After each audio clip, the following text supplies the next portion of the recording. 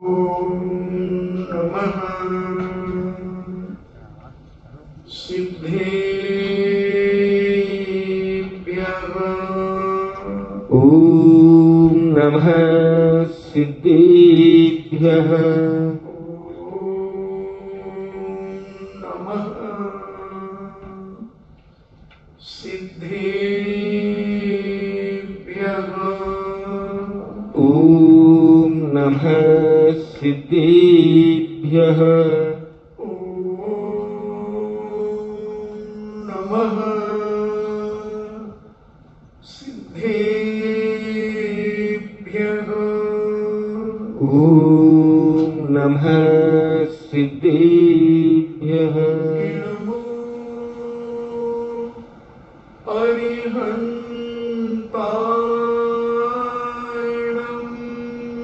नमो अरिहन्ताणम्। नमो सिद्धाणम्। नमो सिद्धाणम्। नमो आयर्याणम्। नमो आयर्याणम्। नमो उवज्झायाणम्।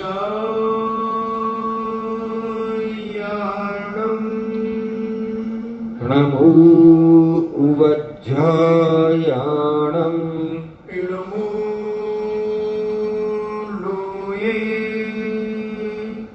सव्यसामूढम्। नमो लोये सव्यसामूढम्। पंच परमेष्टि भगवान की जय। अहिंसामयी वीतराग विश्व धर्म की जय। देवादिदेव 1008 श्री आदिनाथ भगवान की जय। देवादिदेव 1008 चिंतामणि घोर उपसर्ग विजेता श्री पार्श्वनाथ भगवान की जय। देवादिदेव 1008 शासन नायक बाल ब्रह्मचारी भगवान महावीर स्वामी की जय। परम पूजनीय आचार्य श्रोमणि गुरुवर श्री कुंद कुंद महामुनिराज की जय। परम पूजनीय आचार्य श्रोमणि गुरुवर श्री विद्यासागर जी महामुनिराज की जय। परम पूजनीय निर्व्यापक श्रवण मुनि श्री सुधार सागर जी महाराज की जय। परम पूजनीय 3 करोड़ 9 करोड़ महामुनिराजों की जय। तपोदय अतिशय क्षेत्र की जय। परम पूज्य श्री लक्ष्मी गंभीर सागर जी महाराज की जय। चर्चा चल रही है परिचयों की, और इन परिचयों से अगर कोई रुष्ट हो जाता है कि ये उपसर्ग क्यों आ रहे हैं मेरे ऊपर, तो वह श्रेष्ठ नहीं माना जाता।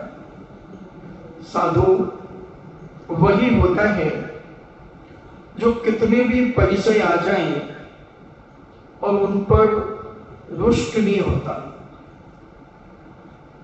उस पर विचार करता है कि ये परिचय क्यों आया, ऐसा मैंने पूर्व जन्म में क्या किया था जिसके कारण यह संकट मेरे पास साधु बनने के बाद भी यह संकट मेरे पास आ रहा। उस पर विचार करता हुआ अपनी सहन शक्ति को बढ़ाता है, और सहन शक्ति जब बढ़ती है तो सामने वाले के प्रति क्षमा भाव आ जाता है, उसके प्रति क्रोध नहीं आता, क्षमा आती है कि यह व्यक्ति अज्ञानी है और इस अज्ञानता के कारण ये मुझे सता रहा है। कोई बात नहीं, शरीर को ही तो सता रहा है, मेरी आत्मा को कहां सता रहा है। और आत्मा को कोई सता ही नहीं सकता, पुद्गल को पुद्गल के द्वारा ही सताया जाता है, कोई बात नहीं, वो बड़ी शालीनता पूर्वक उस संकट को, उस परिचय को जीत लेते हैं। अगर हम सोचें कि शरीर में मल क्यों लगाते हैं, जैसे अपन ने कल मल परिचय की बात करी, तो स्नान करेंगे तो मल साफ हो जाएगा, मगर वहां मूल गुण में एक आस्नान नाम का व्रत है कि मुनिराज स्नान नहीं करते। तो स्नान करने से क्या हानियां हैं और स्नान कहते किसे हैं, अपन इसको भी समझें, क्योंकि स्नान के बारे में बहुत सारे लोगों ने अनेक अनेक प्रकार से स्नान की चर्चा की है। ब्रह्म स्नान कहा, बहुत सारे स्नानों के 7-8 प्रकार से स्नान की बात कही, वो मैं आपको कल बताने का प्रयास करूंगा। अभी तो स्नान कहते किसे अपन ये समझें। क्या है स्नान? जल में अवगाहन करना, यानी जल में प्रवेश करना, उसे स्नान कहते हैं। यदि आदि शब्द से उपटन आदि लगाना, साबुन आदि लगाना, आंख में अंजन लगाना, जल छिड़कना, तांबूल भक्षण करना, शरीर में लेपन करना, जल से उसका प्रक्षालन करना, आदि आदि क्रियाएं जो भी शरीर के अंग उपांगों के लिए की जाती हैं और वो व्यक्ति को सुखकर होती हैं, उन सबको स्नान कहा जाता है। देखना जैनाचार्यों की कितनी गहरी विशेषता है। मूलाचार्य के अंदर कह रहे हैं कि केवल पानी से स्नान करना ही स्नान नहीं है, जल में अवगाहन करना यानी जल में प्रवेश करके नहाना स्नान है। और आदि, तो उस आदि शब्द से उपटन आदि लगा लेना, आंख में अंजन लगा लेना, अंजन डाल लेना, जल छिड़कना, तांबूल यानी पान आदि भक्षण करना, शरीर में लेपन करना, जल से प्रक्षालन करना, आदि क्रियाएं जो कि शरीर के अंग उपांगों को सुखकर लगे, अच्छी लगे जो चीजें, वो सब स्नान के अंतर्गत आती हैं। ऐसा भट्टकेर स्वामी मूलाचार्य ग्रंथराज के अंदर कहते हैं। अब स्नान क्यों नहीं करना चाहिए? तो वीतरागी मुनिराज जीवों के प्रति दया पालन करने के लिए, राग को नष्ट करने के लिए और पाप कर्म रूपी मल का नाश करने के लिए स्नान आदि का दूर से ही त्याग कर देते हैं। स्नान की कोई आवश्यकता नहीं है पूज्य मुनिराज को, क्योंकि सप्त धातु में शरीर को पवित्र नहीं किया जा सकता।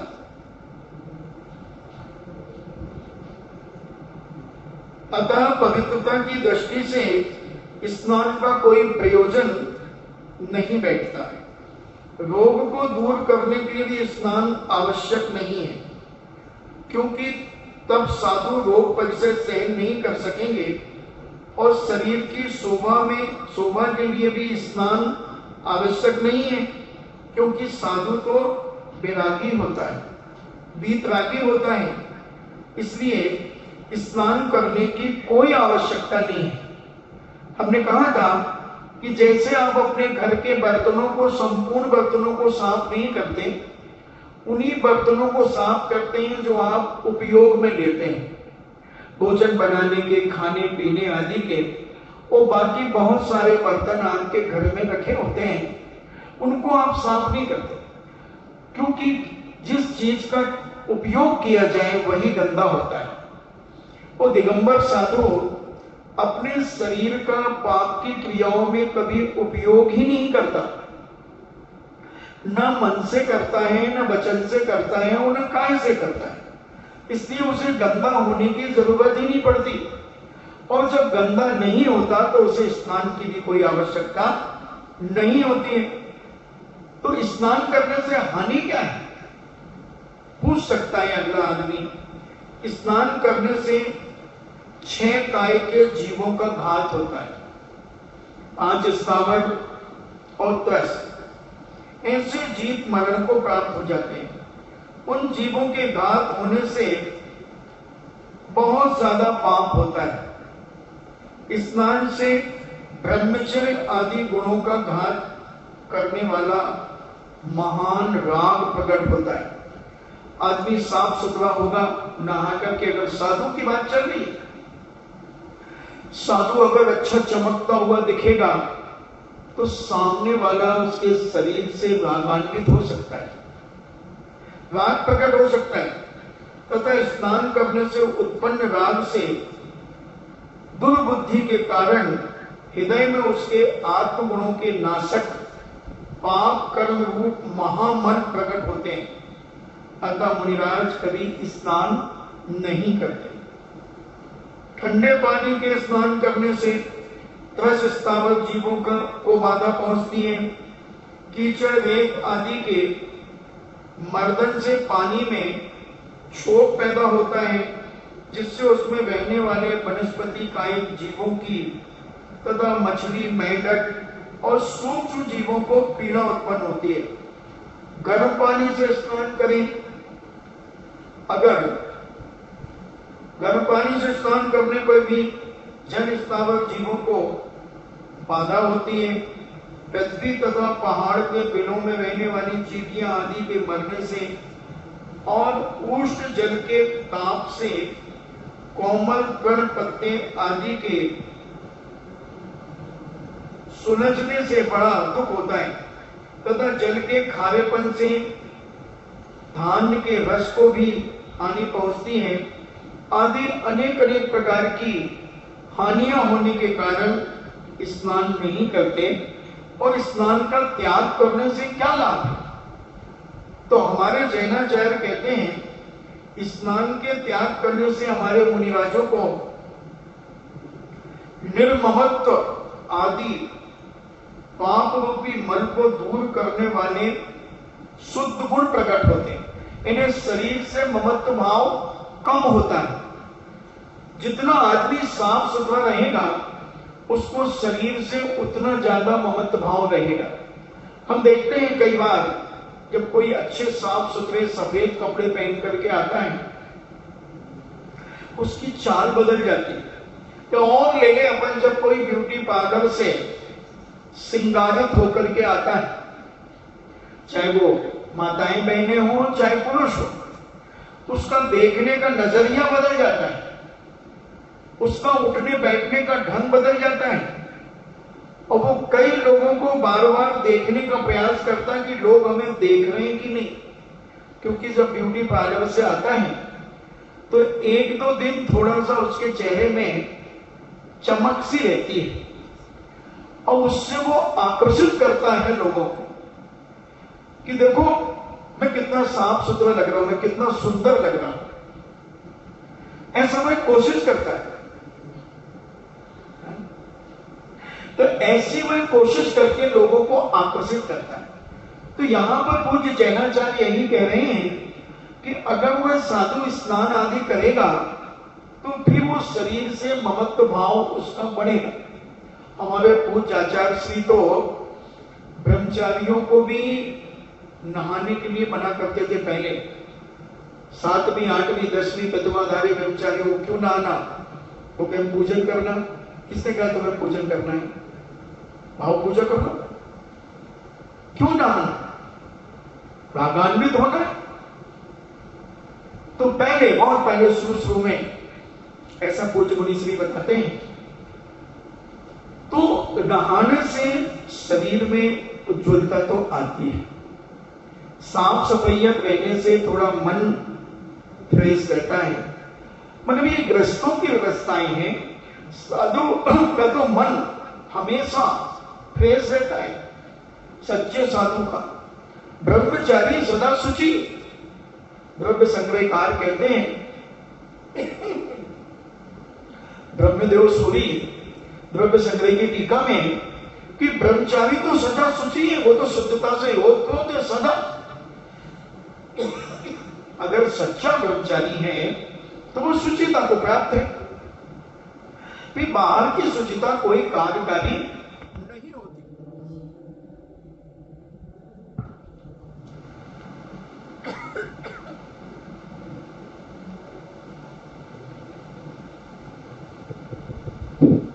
बाहर की शुचिता किसी प्रकार से कोई कार्यकारी नहीं होती है, इसलिए स्नान करने से कोई लाभ नहीं है और ममत्व भाव और बढ़ता है। इसलिए जब वो स्नान नहीं करते, स्नान के त्याग करने से पूज्य मुनिराज निर्गुपत्व को आदि पाप रूपी मल को दूर करने वाले शुद्ध गुण प्रकट करते हैं, शुद्ध गुण प्रकट होते हैं और राग द्वेष मोह आदि विकार नष्ट हो जाते हैं तथा अहिंसा आदि पूर्ण वैराग्य को प्रकट करने वाले व्रत में वृद्धि होती है। क्योंकि पानी जहां जहां बहेगा वहां के जीव मरेंगे, कहीं छेद हुआ उसमें चींटे कीड़े मकोड़े आदि रहे, उस पानी के गड्ढे में भरने पर वो सारे जीव मरण को प्राप्त हो जाएंगे। ऐसे स्नान का त्याग कर देने से मुनिराज का शरीर जल यानी मल से रहित लिप्त होना, यानी मल से शरीर लिप्त होना, मल शरीर के एक देश को ढांकने वाला श्वेत पसीना से लिप्त होने से इंद्रिय संयम तथा प्राणी संयम का पालन होता चला जाता है। यह स्नान त्याग महान गुण है अथवा इसमें प्रकृष्ट गुण पाए जाते हैं, विशेष गुण पाए जाते हैं, अतः यह सर्वश्रेष्ठ व्रत माना जाता है। इसलिए हमारे मुनिराज स्नान नहीं करते हैं। तो फिर कौन से ऐसे मुनिराज हैं जो मन परिचय को जीतते हैं? अच्चम काल में बहुत बिरले कोई कभी कभार पूज्य जैसे आचार्य श्री और अपने संघ को 1983-84 के दौरान हमने देखा कि पूरा संघ मन परिचय को जीत रहा था। पूरा शरीर केवल इतना सा नाक के नीचे और दाढ़ी के बीच का मुख को पानी से साफ करते थे, इतने हाथों को साफ करते थे और पंजों को, इसके अलावा शरीर में किसी को भी स्पर्श नहीं करने देते थे। एक दिन की बात है, 1985 की बात होगी। पूज्य सुधा सागर जी महाराज, यह 86 की बात होगी, बंडा के अंदर चातुर्मास इनका चल रहा था। पूज्य योग सागर जी महाराज निर्यापक और सुधा सागर जी महाराज, इन दोनों महाराजों का चातुर्मास था। तो एक दिन रात्रि को वैयावृत्ति करते समय हमने इनकी पीठ का मैल साफ कर दिया। अब ये हूं करते रहे। अब हम उतना समझते नहीं थे तो मैंने केवल हाथों से ही रगड़ना शुरू कर दिया और जब देखा सुबह तो पूरी पीठ लाल हो गई, क्योंकि सूखा मल जमा हुआ था। उसको या तो तेल लगा करके साफ करते या पानी लगा करके साफ करते, वो कर दिया। फिर पूज्य मुनिश्री ने कहा, भाई तुमने मेरी वर्षों की कमाई को नष्ट कर दिया। मैं वर्षों से इस साधना को कर रहा था और तुम माने नहीं, तुम माने नहीं। और वर्तमान में आज इस मन परिसर को नहीं जीत सकते, नहीं धारण कर सकते, क्योंकि वर्तमान में अनेक प्रकार की बीमारियां, अनेक प्रकार के लोग वो सहन नहीं करने देते। पहले साधु जंगलों में रहते थे, शहरों में आते नहीं थे, इसलिए उनका ये मन परिचय बिजी हो जाता था। फिर भी कौन से मुनिराज, पूज्य अकलंद स्वामी कहते हैं कि ऐसे कौन से मुनिराज हैं जो इस मन परिचय को जीतते हैं। तो जो पंचेंद्रियों के विषयों के ग्रहण करने से निष्प्रय रहने वाले, जिनको पंचेंद्रियों के विषयों में कोई राग नहीं है, जो निष्प्रय हैं, उन पंचेंद्रियों के भोगों में रहने वाले जो मुनि प्राण विघात के भय से, शरीर संबंधी राग का त्याग होने से, स्नान, उपटन तथा लेप आदि के परित्याग होने से, पसीना और धूलि के उत्पन्न लोगों के लिए अप्रिय, अपने शरीर के लिए अनिष्ट एवं खाज के प्रमुख कारण मैल को ऐसा धारण करते हैं मानो शरीर के रक्षक कवच को ही धारण कर रहे हो। तो ऐसे मुनिराज जिससे खाज खुजली भी हो जाती है, फिर भी उसको संभाल करके रखते हैं, कवच मान करके रखते हैं। वे पाप को जीतने के लिए उद्दित मन परिचय को जीतने वाले हैं, ऐसा आचार सार में इंद्रनंदी महाराज कहते हैं। और राजवार्तिक में पूज्य अकलंद स्वामी क्या कहते हैं, मन के कारण चर्म विकार आदि होने पर भी स्वयं मन को दूर करने की या दूसरे से मन को दूर कराने की इच्छा नहीं करते हैं, और सदा कर्म मन को दूर करने की चेष्टा करते हैं। यानी ये शरीर के मन को हटाने का प्रयास नहीं करते। जो 8 कर्म रूपी मन है, ज्ञानावरणी, दर्शनावरणी, वेदिनी, मोहिनी, आयु, नाम, भूत, अद्वय, इन कर्मों को नष्ट करने के लिए, साफ करने के लिए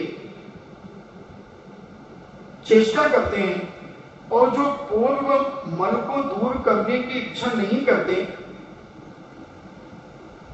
पूर्व में अनुभूत, हम पहले ऐसा स्नान करते थे, हम ऐसे साबुन लगा करके स्नान करते थे, ऐसा लेप लगाते थे आदि, इनका स्मरण नहीं करते कि पहले हम ऐसा ऐसा करते थे, उसका स्मरण भी नहीं करते। उस स्मरण से परांमुख हैं। उन संयमी जनों के मन परिचय होता है। तो ऐसे जो महामुनिराज होते हैं वो इस मन परिचय को जीत लेते हैं। अब सत्कार, पुरस्कार, परिचय। सत्कार यानी आदर सम्मान करना, नमस्कार आदि करना, स्तुति करना, प्रशंसा करना आदि ये सत्कार है। नमोस्तु करना जो परिचय नहीं है। अब कोई नमोस्तु नहीं करे तो कितना गुस्सा आएगा, क्यों हमारे सत्कार। अरे अब देखो मुनिराज कैसे सहन करते हैं इनको। इसलिए सत्कार और पुरस्कार। तो सत्कार क्या कहलाता है? नमस्कार करना, गुणानुवाद गाना, स्तुतियां करना और प्रशंसा करना, वाह महाराज आप ऐसे हैं, आप ऐसे हैं। तो ये उनका आदर सत्कार हो रहा है।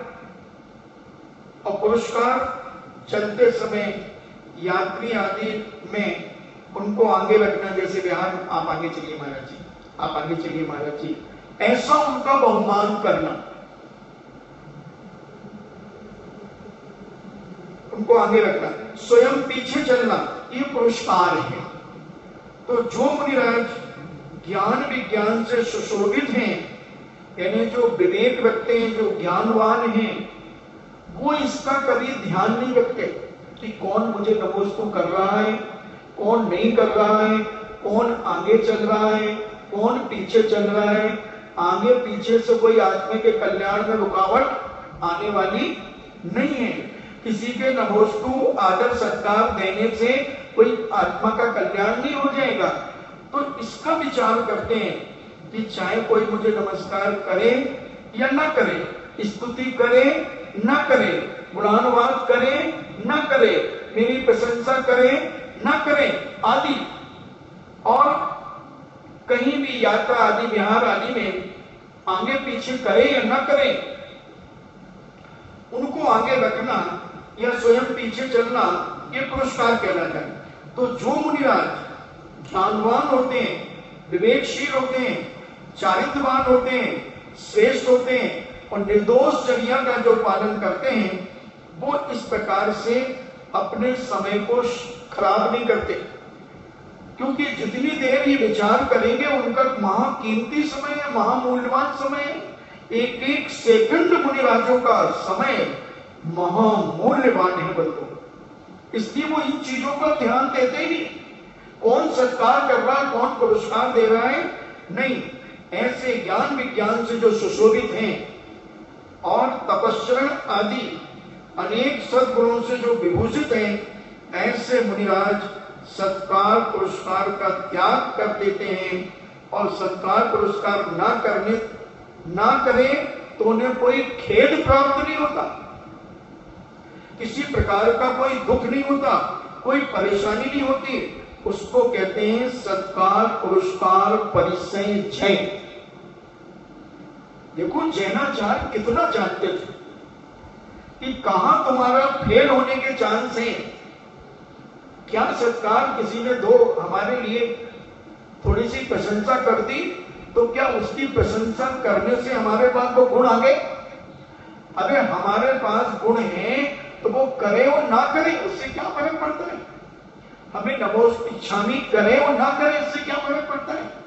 क्या उसके इच्छामी करने से मेरा गुणस्थान बढ़ जाएगा और उसके इच्छामी नहीं करने से क्या मेरा गुणस्थान गिर जाएगा? अरे गुणस्थान तो मेरे स्वयं के परिणामों से बढ़ेगा और स्वयं के परिणामों से घटेगा।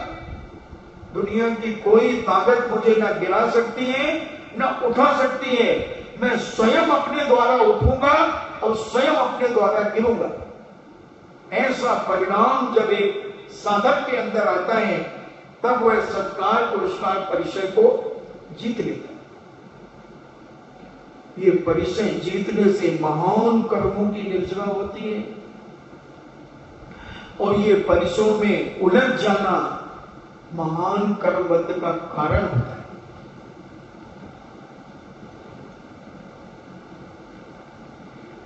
तो ये किन कारणों से ऐसे इनके सत्कार और पुरस्कार परिचय आते हैं?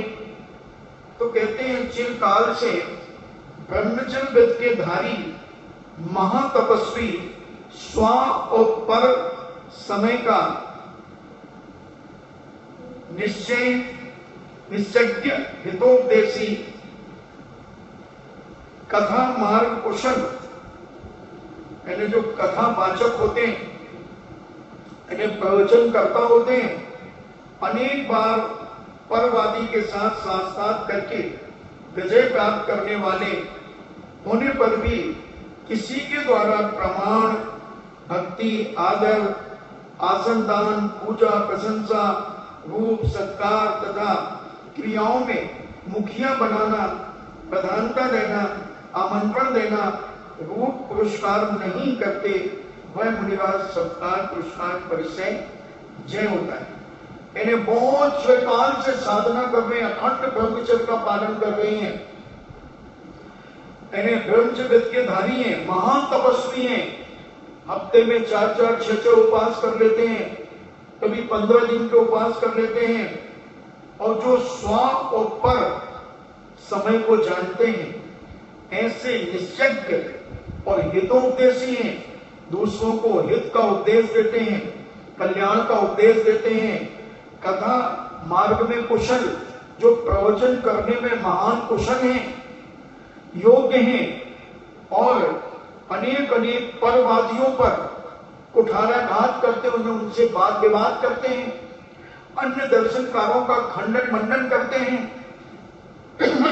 शास्त्रार्थ करते हैं, वाद विवाद जैसे आपकी स्कूलों में होती है ना, डेविड क्या बोलते हैं।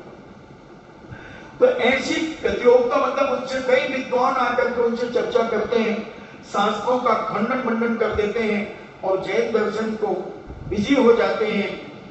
ऐसा सब कुछ होने पर भी उनके द्वारा होने पर भी किसी के द्वारा उन्हें नमस्कार नहीं किया जाता, उन्हें प्रणाम नहीं किया जाता, उनकी भक्ति नहीं की जाती, उनको आदर नहीं दिया जाता, उन्हें आसन नहीं दिया जाता, उनकी पूजा अर्चना नहीं की जाती, उनकी प्रशंसा नहीं की जाती, उनका सत्कार नहीं किया जाता और क्रियाओं में कोई भी कारण उन्हें आगे नहीं किया जाता, उन्हें मुखिया नहीं बनाया जाता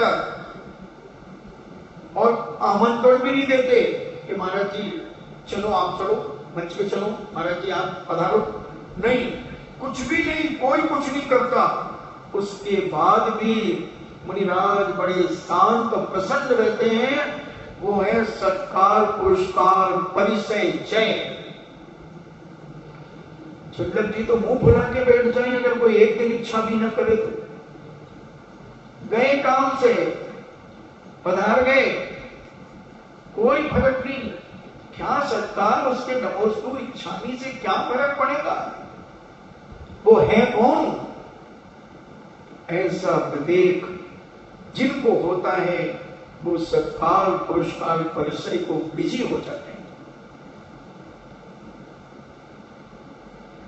ऐसा तो वो चिरकाल से इतना सब कुछ होने के बाद भी कोई सम्मान नहीं देता। और हम तो एक किताब पढ़ने और अपने आप को ज्ञानी मानने लगते हैं। ज्ञानी मानने लगते हैं। हमसे पूछो, क्या पूछना है हमसे पूछो। क्या जानते हो, क्या जानते हो? 2 शास्त्र जी पढ़ लिए, 2 किताबें इधर उधर की पढ़ ली और अपने आप को विद्वान मानने लगे। कुछ नहीं बंधुओं, कुछ नहीं। सब झूठन है। दूसरों का ही कहा जा रहा है, दूसरों का ही सुनाया जा रहा है। तो ऐसा सब कुछ होने के बाद जो सहन करते हैं तो वो परिचय कहलाते हैं। और फिर जीतते कैसे हैं? मैं चिरकाल से ब्रह्मचर्य धारण आदि उपयुक्त गुणों का धारी हूं, तो भी कोई मुझे प्रणाम नहीं करता, मेरी भक्ति नहीं करता और उत्साह से आसन आदि नहीं देता। मिथ्या दृष्टि ही अत्यंत भक्ति करते हैं और ऐसे शिखराचार्यों की भक्ति करते हैं। कुछ नहीं जानने वाले को भी सर्वज्ञ समझकर उसका आदर सत्कार करके अपने धर्म की प्रभावना करते हैं। यंत्रादि पहले अत्यंत उग्र तप करने वालों की उनके आगे पूजा करते हैं। वह यदि मिथ्या श्रुति नहीं है तो इस समय में हमारे समय तपस्वियों की पूजा क्यों करते हैं? इस प्रकार के खोटे अभिप्राय से जिनका चित्त रहित है, इन्हें किसकी पूजा हो रही, किसका लोग आदर सम्मान कर रहे हैं, ये वो ध्यान ही नहीं देते। उन्हें कोई मतलब ही नहीं। उन मुनिराज के सत्कार, पुरस्कार, परिचय, जय होता है। कोई मतलब नहीं उन्हें अपनी क्रिया से मतलब। मुझे क्या करना है, मुझे 28 मूल गुणों का कैसे पालन करना है, कैसे मेरे आचार्य परमेष्ठी ने मुझे दीक्षा देते समय क्या समझाया था, उसे स्मरण करना, उसे याद रखना, मूलाचार का बार बार स्वाध्याय करना, आचार सार का बार बार स्वाध्याय करना, अनगार धर्मामृत का बार बार स्वाध्याय करना कि हमारी चर्या में कहीं दोष ना आ जाए। ऐसा चिंतन करते रहते हैं। ऐसे मुनिराज सत्कार, पुरस्कार, परिचय से बिजी हो जाते हैं। मैं ब्रह्मचर्य आदि अनेक गुणों से युक्त हूं, फिर भी मुझे कोई प्रणाम आदि नहीं करते। इस प्रकार की दुर्भावनाओं को मन में न लाकर मान अपमान में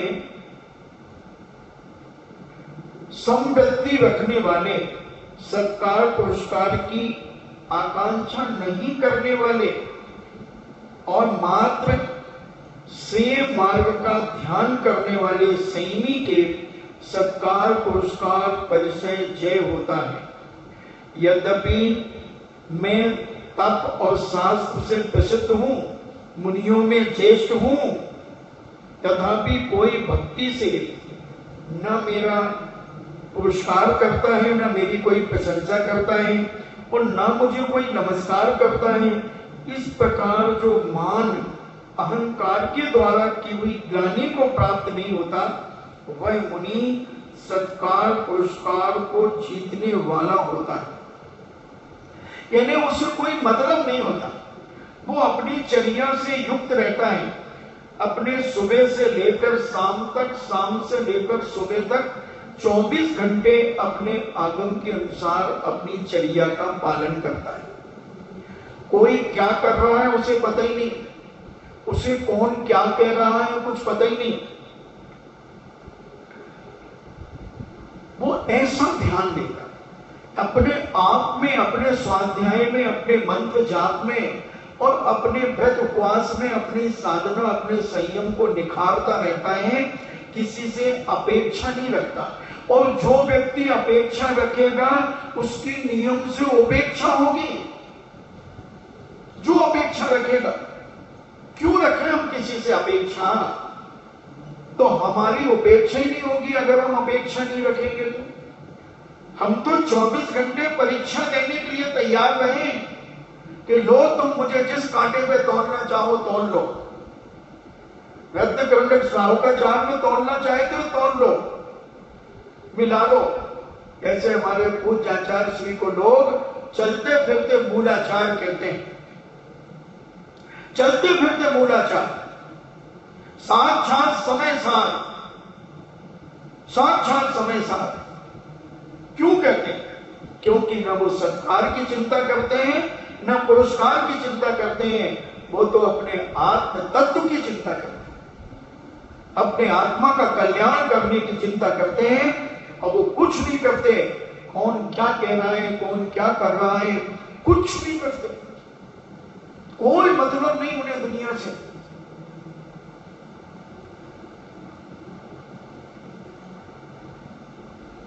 तो ऐसा विचार करते हुए पूज्य मुनिराज सत्कार पुरस्कार परिचय को जीतते हैं। मेरे दोस्त, किसी दूसरे के द्वारा गुण नहीं हो सकते। देखना कितनी बड़ी बात कहते हैं। अगर मेरे अंदर कोई दोष है तो क्या वो मुझे नमस्कार कर लेगा, तो क्या वो दोष मेरे गुणों में परिवर्तित हो जाएंगे? नहीं, और गुण दोष नहीं हो सकते। इस प्रकार का विचार करते हुए मुनिराज सत्कार पुरस्कार परिचय को जीतते हैं। मेरे पास अगर कोई अवगुण है, उन्हें कितना भी छुपा के रखूं, और सारे लोग मेरी जय जयकार कर रहे हैं, मेरी खूब प्रशंसा कर रहे हैं, मुझे खूब श्रीफल चढ़ा रहे हैं, और सब कुछ कर रहे हैं, तो क्या मेरे दोष गुणों में परिवर्तित हो जाएंगे? क्या मेरा मन मान जाएगा कि ये जो सब कर रहे हैं ठीक कर रहे हैं? अगर सच्चा साधु है तो उसे ग्लानि होगी कि ये मुझे इतना आदर सम्मान दे रहे हैं और मेरे पास ये गुण नहीं है।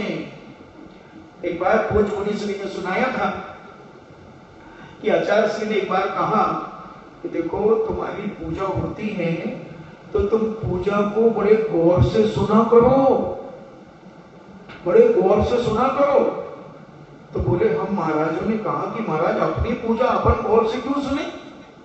आचार्य श्री ने कहा नहीं, क्यों सुनो, मैं बताता हूं कि जितना ये श्रावक मुझे सम्मान दे रहा है, जो बातें मेरे लिए कह रहा है, ये क्या मेरे पास है चलते फिरते सिद्ध?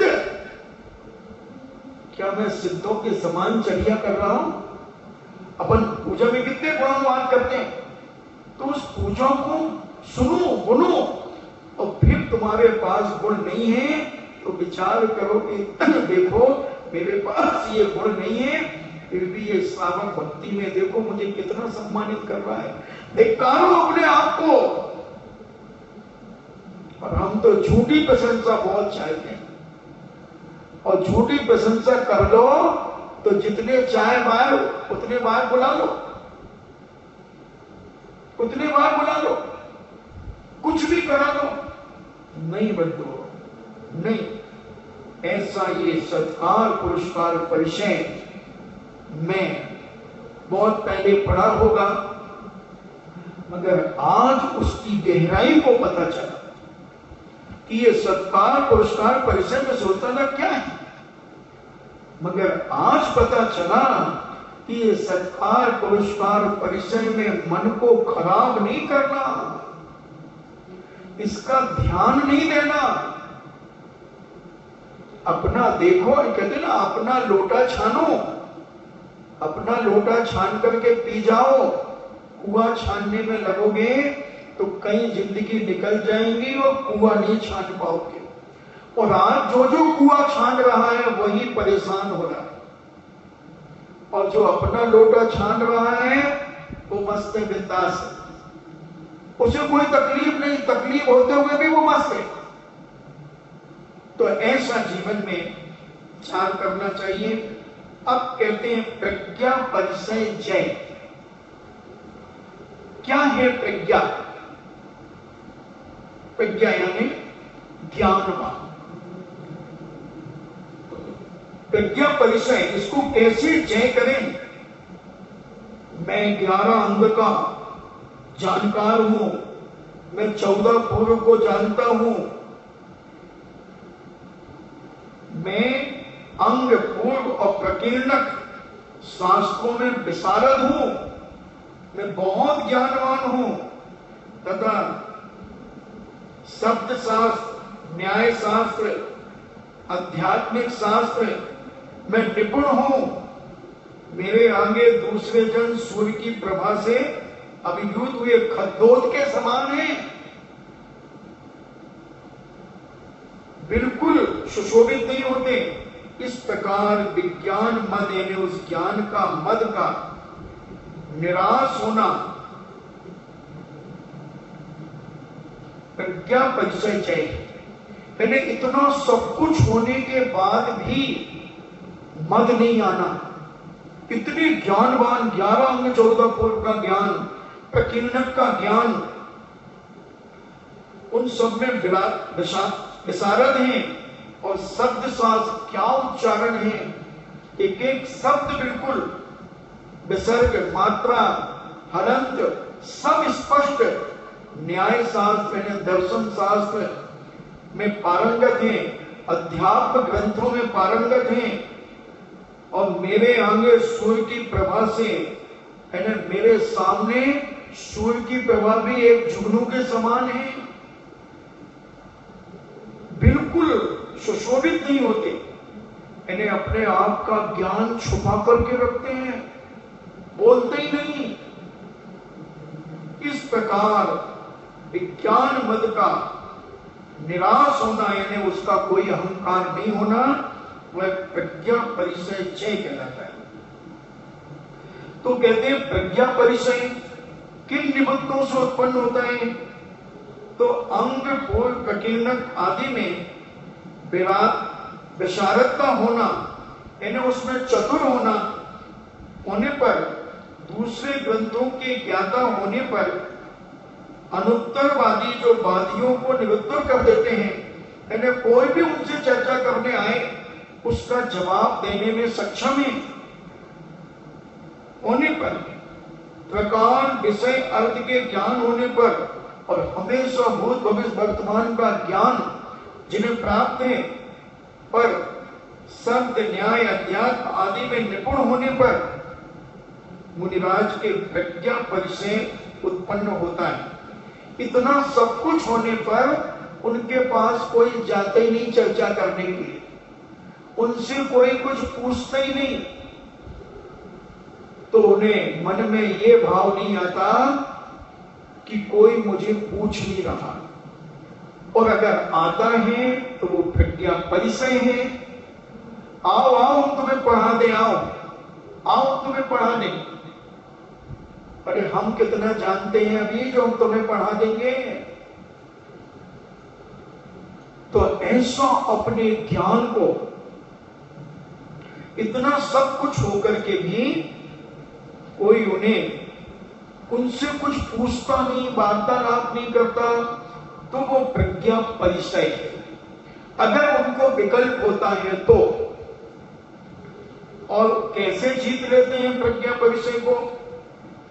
जो मुनिराज 11 अंग 14 पूर्व के ज्ञाता हैं, महान विद्वान हैं, वाद विवाद करने में सर्वश्रेष्ठ हैं, और अभिमान से सदा दूर हैं, तो भी वे अपने मन में ऐसा अभिमान कभी नहीं करते कि मैं विद्वान हूं, संसार के समस्त तत्वों को जानता हूं, बाकी ये लोग सब बैल के समान मूर्ख हैं, तत्वों का स्वरूप नहीं जानते, इस प्रकार के अभिमान को सदा के लिए त्याग देते हैं, उन मुनिराजों के प्रज्ञा परिचय जय होता है। इन्हें जो अपने ज्ञान का मद नहीं करते, कितना पूरा ज्ञान, 11 अंग 14 फुट का ज्ञान, 112 करोड़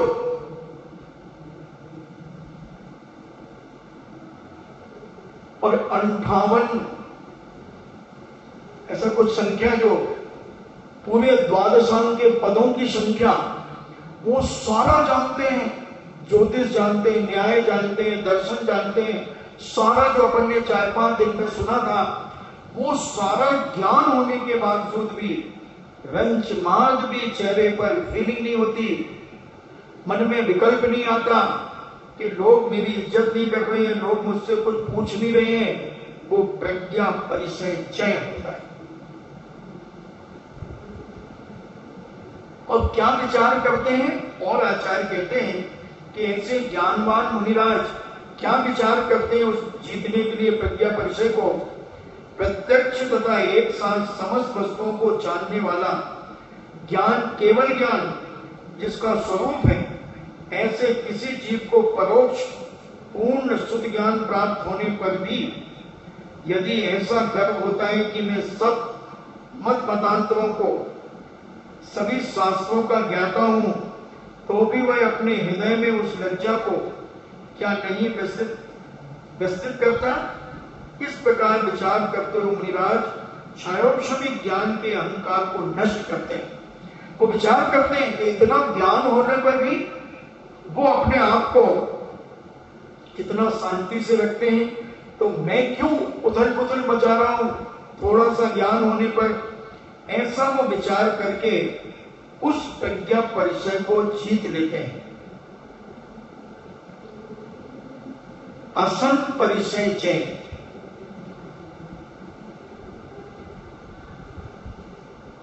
ये अज्ञ है, ये अज्ञान परिचय। अज्ञान परिचय क्या होता है, किसे कहते हैं अज्ञान परिचय, ये अपन समझें।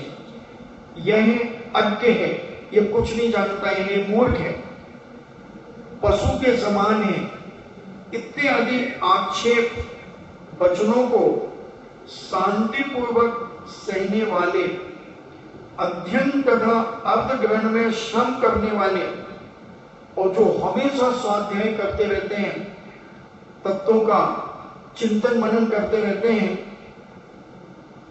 चिर प्रवर्जित और बहुत पुराने समय से दीक्षित हैं, विविध प्रकार के तप विशेष के भार से अक्रांत मूर्ति हैं, सर्व क्रियाओं में प्रमाद नहीं करने वाले और अशुभ मन वचन काय की क्रियाओं से रहित हैं, मुझे आज तक कोई ज्ञान का अतिशय उत्पन्न नहीं हुआ।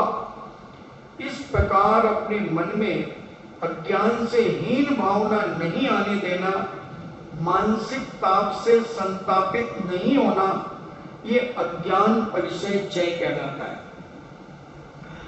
इन्हें वो कहते हैं कि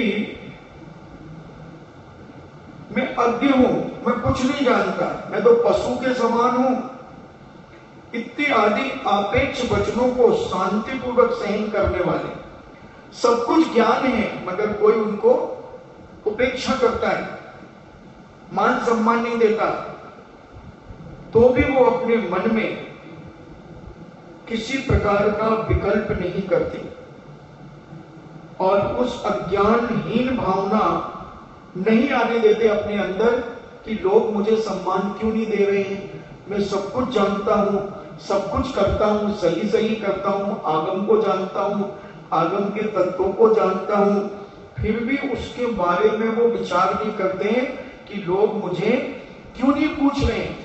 ऐसा मानसिक ताप से संतापित नहीं होना, ये अज्ञान परिचय जय कहलाता है। अब वो कहते किन कारणों से ऐसा होता है कि सब कुछ होने पर भी लोग उन्हें ज्ञानी नहीं मानते, अज्ञानी ही मानते हैं। तो जो मुनिराज अल्पज्ञ ज्ञानी हैं, उनके लिए अन्य दुष्ट लोगों के द्वारा यह अज्ञानी है, परमात्मा को कुछ नहीं जानता, पशु के समान है, यह मूर्ख है आदि कड़वे वचन कहे जाने पर तथा दुर्धर घोर तपस्या करने के बाद भी कोई अतिशय प्रकट नहीं होने पर, शुद्ध ज्ञान या अवधि ज्ञान प्रकट नहीं होने पर अज्ञान परिचय उत्पन्न होता है। कि उन्हें लगता है कि मुझे अभी तक अवधि ज्ञान नहीं हुआ, शुद्ध ज्ञान नहीं हुआ पूरा, ऐसा इन निमित्तों से उनको ऐसा महसूस होता है कि मैं अज्ञानी हूं, मैं अल्पज्ञ हूं, क्योंकि अन्य दुष्ट लोगों के द्वारा यह अज्ञानी ऐसा कहा जा रहा है।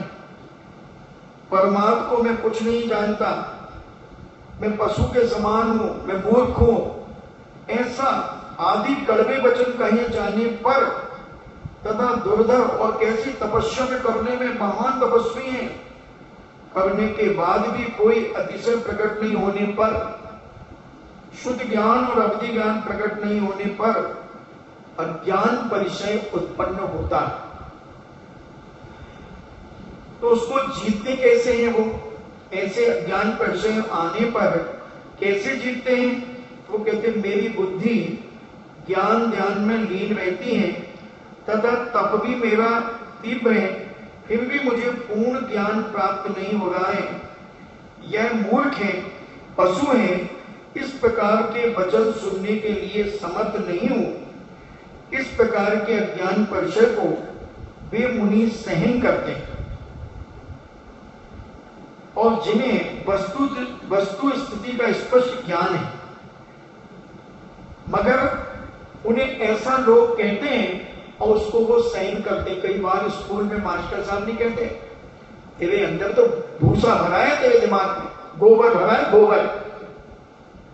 तो जो पढ़ने वाला बच्चा होता है वो कहता गोबर, गुरुजी ने गोबर तो भरा नहीं, ऐसे कैसे कहा है? कोई बात नहीं गुरुजी, ये कहने दो, अपन और मेहनत करेंगे और अच्छा पढ़ेंगे, ऐसा विचार करते हैं। वह मूर्ख है आदि आक्षेप के वचनों को जो सहन करते हैं। अध्ययन करने के लिए दूसरे के द्वारा किए हुए पुरस्कार आदि से भी जिनकी बुद्धि कभी असक्त नहीं होती, जो बहुत दिनों के दीक्षित हैं, आदि अनेक विशेषताओं के होने पर भी मुझे अवधि ज्ञान, मन पर्याय ज्ञान आदि अतिशय ज्ञान की प्राप्ति नहीं होती है, इस प्रकार का विचार जो अपने मन में कभी नहीं लाते, उनके अज्ञान परिचय का जीतना समझना चाहिए। इन्हें खूब ज्ञान है मगर अवधि ज्ञान आदि नहीं हुआ, मन पर्याय ज्ञान नहीं हुआ तो नहीं हुआ, उससे क्या फर्क पड़ता है? तो ऐसा जो मन में विचार करते हैं वो अज्ञान परिचय को जीत लेते हैं।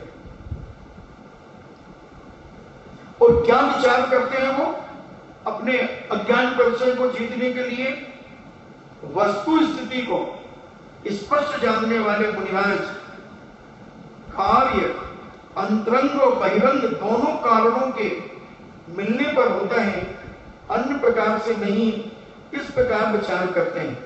अज्ञान परिचय जय करते हैं कि कोई ना कोई कारण होगा, हमने इसे पूर्व जन्म में इसको बेइज्जत किया होगा, इसे नीचा दिखाया होगा, इसलिए ये सामने वाला भी मुझे नीचा दिखा रहा है।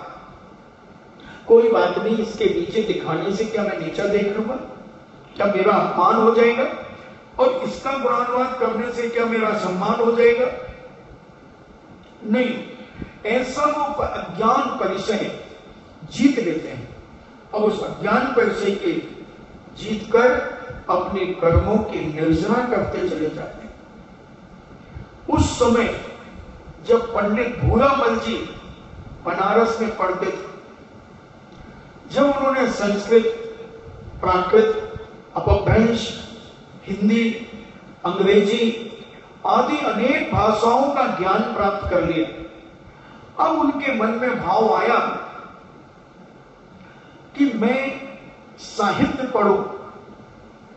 साहित्य अलग चीज है, और साहित्य में पढ़ूं तो एक ग्रंथ लेकर के एक विद्वान जो जैन दर्शन के उपासक नहीं थे, उनके पास गए और कहा कि मुझे साहित्य पढ़ा।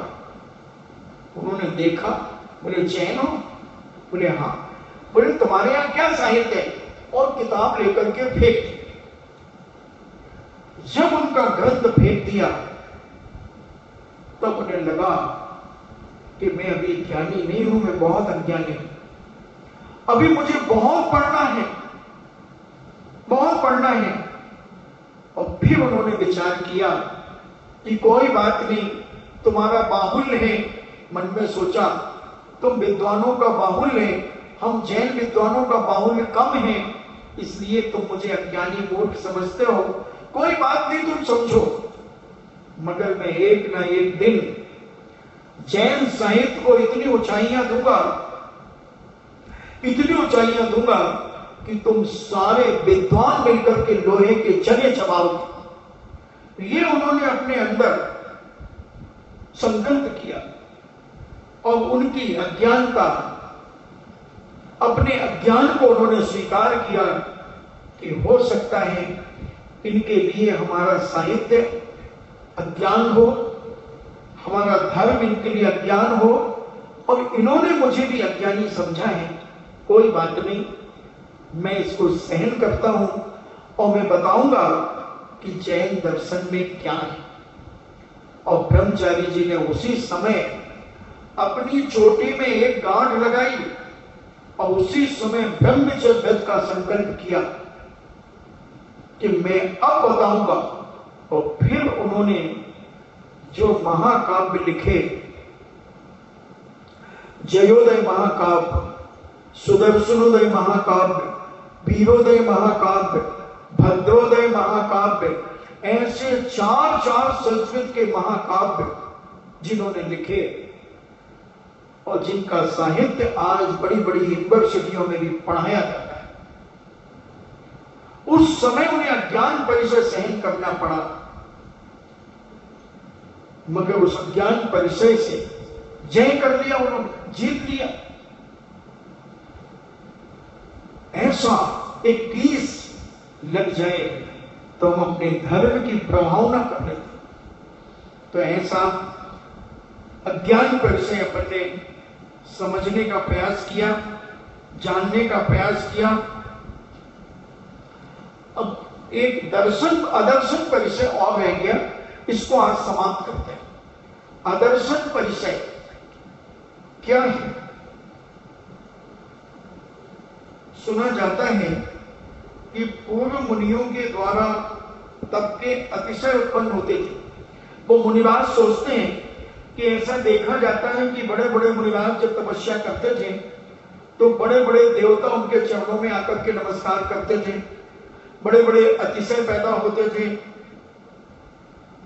सप्त विद्याएं प्राप्त हो जाती थी, उनकी पूजा होती थी, उनकी प्रभावना आदि बहुत अतिशय प्राप्त किए जाते थे। सो यह सब कहना मात्र है, क्योंकि तत्व का ज्ञाता होने पर भी मुझे उन अतिशयों में से कोई भी अतिशय आज तक प्राप्त नहीं हुआ, ऐसा मुनिवास सोच रहे हैं। इस प्रकार आत्म ध्यान के समागम से रहित मनोव्यक्ति का होना अदर्शन परिचय जैन है। यह अदर्शन परिचय जैन सम्यक दर्शन की विशुद्धता से होता है। यानी वो कहते हैं कि मात्र ऐसा सुना जाता था कि पहले बड़े बड़े तपस्वी मुनिराज के अतिशय होता था, 7 विद्याएं प्राप्त हो जाती थी, बड़ी प्रभावना होती थी। सो वह सब कहना मात्र है, क्योंकि तत्व का ज्ञाता होने पर भी मुझे उन अतिशयों में से कोई भी अतिशय आज तक प्राप्त नहीं हुआ। इस प्रकार आत्म ध्यान के समागम से रहित, आत्म ध्यान में नहीं जा रहे, ऐसा विचार, ऐसे मन की व्यक्ति का होना, मन में ऐसा विकल्प उठना, ये अदर्शन परिचय, अदर्शन परिचय जय। यह अदर्शन परिचय जय सम्यक दर्शन की विशुद्धता से होता है। सम्यक दर्शन जितना विशुद्ध होता है उससे यह प्राप्त होता है। तप के बल से विधियों के उत्पन्न नहीं होने पर जिन वचन पर अश्रद्धा नहीं करना अदर्शन परिचय जय है। और किन मुनिराजों को होता है जो संयम पालन करने में प्रधान है, दुष्कर तप करने वाले हैं, परम वैराग्य भावना से शुद्ध हृदय युक्त हैं, सकल तत्वार्थों के ज्ञाता हैं, अरहत आयतन साधु धर्म के प्रति पूजक हैं, चिर प्रवर्तिक चिर और पुराने दीक्षित होने पर भी अब जब ज्ञानाति से यानी ज्ञान का अतिशय उत्पन्न नहीं होता है तो भी जिन मुनिराज के मन में मासोपवास यानी माय माय के उपवास करने वाले को प्रतिहार विशेष उत्पन्न होते थे, यह सब प्रलाप मात्र है, असत्य है, यह दीक्षा लेना व्यर्थ है इत्यादि भाव उत्पन्न नहीं होते, उन मुनिराजों के अदर्शन परिचय जय होता है। इन्हें कोई चमत्कार प्रकट नहीं हो रहा, इतनी पुरानी दीक्षा ले ली, इतनी तपस्या कर ली, तो ऐसा वो अपने मन में सोचते हैं कि ऐसा क्यों उत्पन्न नहीं हो रहा? क्या ये केवल प्रलाप मात्र है, केवल असत्य है? क्या ये दीक्षा लेना मेरा व्यर्थ है? इत्यादि भाव उत्पन्न नहीं होते उनके अंदर और उस अदर्शन परिचय को वो जीत लेते हैं। ऐसा ये अदर्शन परिचय जीतकर अपने ज्ञान की वृद्धि को और करते चले जाते हैं। तो ऐसा पूज्य मुनिराज घोर घोर परिचयों को जीतकर और अपने कर्मों की निर्जरा करते चले जाते हैं और कर्म को नष्ट करते हुए परंपरा से मोक्ष को प्राप्त हो जाते हैं। ऐसी भावना हम अपने जीवन में प्राप्त करें और विचार करें कि हे भगवान, हम भी ऐसी शक्तियां अपने अंदर जागृत करें और इनको प्राप्त करके अपने जीवन में अदर्शन परिचय, सैया परिचय, मन परिचय, निषद्या परिचय, अनेक शीत परिचय, उष्ण परिचय, क्षुधा परिचय, तृषा परिचय, ऐसे जो 22 परिचय हैं, कष्ट परिचय का मतलब कष्ट, उनको सहन करना, कितनी भी तकलीफ हो उसमें दुखी नहीं होना। कि हे भगवान, कहां से मैंने दीक्षा ले ली, अगर दीक्षा नहीं लेता तो ऐसे कष्ट काहे को आते? ऐसा विचार नहीं करना। कंकड़ चुभ रहे हैं, पत्थर चुभ रहे हैं, कांटे चुभ रहे हैं, कांच चुभ गया है, भगवान महावीर स्वामी चप्पल पहनने की छूट दे देते, जूते पहनने की, तो बढ़िया मैं तो पीटी शू पहन करके चलता। नहीं, ऐसा विचार नहीं करना। ये कंकड़ चुभ रहे हैं तो चुभ रहे हैं, शरीर को चुभ रहे हैं, मुझे थोड़ी चुभ रहे। शरीर सो मैं नहीं हूं, ऐसा विचार करना। और ये चुभ रहे हैं तो इससे मेरे कर्मों की निर्जरा हो रही है। तो जितना कष्ट व्यक्ति सहन करेगा उतना पुण्य बनेगा, जितना कष्ट सहन करेगा, मगर शांति से। शांति भाई नाम रखने से कर्म निर्जरा नहीं होगी, शांति से सहन करने से, कि जो भी कष्ट आए हैं उनके बारे में विकल्प नहीं होना। यही विचार करना कि पूर्व जन्म में हमने जैसा किया था वैसा हमें भोगना पड़ेगा, हमने जिसके साथ जैसा किया है वैसा वो आकर के हमारे सामने पेश आएगा। हमने किसी को जलील किया है, उपेक्षित किया है, उसे डांटा है, पीटा है, मारा है, तो वो भी मुझे मारेगा, पीटेगा, डांटेगा। और अगर मैंने किसी को कुछ नहीं कहा है, भला बुरा नहीं कहा है, तो कोई मुझे बुरा कह नहीं सकता। ऐसा दृढ़ श्रद्धान प्रत्येक व्यक्ति को अपने जीवन में बना लेना चाहिए। अपन तो ज्यादा जानते नहीं, पर इतना जरूर जानते हैं कि जो मैंने किया है उसका फल तो मुझे भोगना पड़ेगा। अब मैं रो के भोगूं या हंस करके भोगूं, आप बताओ। आपको जो भी परेशानी हो रही वो तो आपको सहन करना ही पड़ेगी। अब चाहे चीख करके, चिल्ला करके, रो करके, गालियां बक करके, किसी भी तरीके से तुम उसे अपनाओ, वो तो अपनाना पड़ेगी।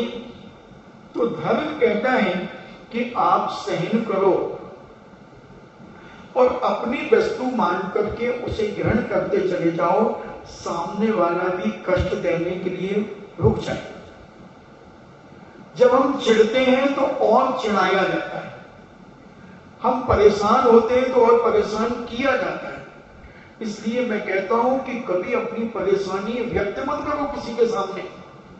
वो मजे लेगा तुमसे, चिढ़ाएगा और तुम्हें लगता है कि हम 4 लोगों को अपनी परेशानी बता देंगे तो हमें उसकी व्यवस्था हो जाएगी, कुछ नहीं हो जाएगी, और असाता वेदी कर्म का बंध तुम्हें हो जाएगा और वो 4 मीठी बातें करके पुण्य कमा के चला जाएगा। बताओ अच्छा तुम क्या करोगे?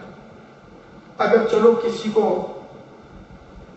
इस हाथ में बहुत दर्द हो रहा है, बहुत दर्द हो रहा है, और वो सबसे कह रहा भैया बहुत दर्द हो रहा, बहुत दर्द हो रहा। तो अच्छा दर्द हो रहा है, अरे आप क्यों आइए से लगाई, बाप लगा लेते, सिकाई कर लेते, नहीं करिए। आप क्या करो भाई, कर लो, और कहता हुआ वो चला गया। दूसरा आया, क्यों भाई उदास क्यों? अरे भैया बहुत दर्द हो रहा है इस हाथ में, अब तुम करो आई हूं, क्या होने वाला मुझसे? वो दर्द कोई ले सकता है क्या? दर्द तो तुम्हें ही भोगना पड़ेगा, दर्द तो तुम्हें ही सहन करना पड़ेगा। इसलिए हमारे पूज्य मुनिराज उस संकट को, उस कष्ट को, उपसर्ग को किसी से कहते नहीं और उसे सहन करते चले जाए, सहन करते चले जाए। तो जब तक सहन हो, जब तक तो कम से कम मत बताओ। तुम तो दर्द आने के पहले ही ढिढोरा पीटते हो, आने के पहले। देखो शायद मेरी पीठ में दर्द होने वाला है, अभी है क्या? नहीं, मुझे ऐसा लग रहा है कि शायद होने वाला है। नहीं, आने तो दो, होने तो दो दर्द, थोड़ा सहन तो करो। ऐसा परिसंचय तब होते हैं तो हम अपने कष्टों को छुपाने का प्रयास करें, और जितना तुम कष्ट छुपा करके सहन करोगे उतने तुम पुण्य को बढ़ाओगे, उतने तुम शक्तिशाली होगे, उतनी तुम्हारी सहन शक्ति बढ़ती चली जाएगी। इन्हीं मंगल भावना के साथ जिनवाणी स्तुति। जिनवाणी के ज्ञान से सूझे लोकालो, सो वाणी मस्तके धरो, सदा देत हूँ धो। हे जिनवाणी भारती, तोर जपो दिन रैन, जो तेरो सरना गहे, सो पावे सुख चैन। देव भजो अरहंत को, गुरु सेवा निर्घन, दया धर्म पालो सदा, यही मोक्ष का पंथ। नमो का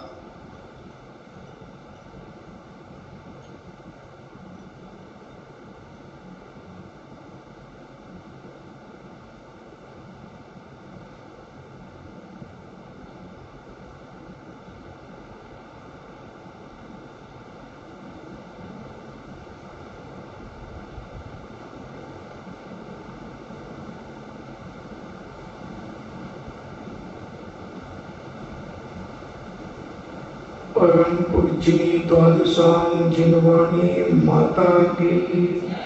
सुत देवता, सुत देवता, सुत देवता, जैनम जेतु शासनम, जैनम जेतु शासनम, जैनम जैतु शासनम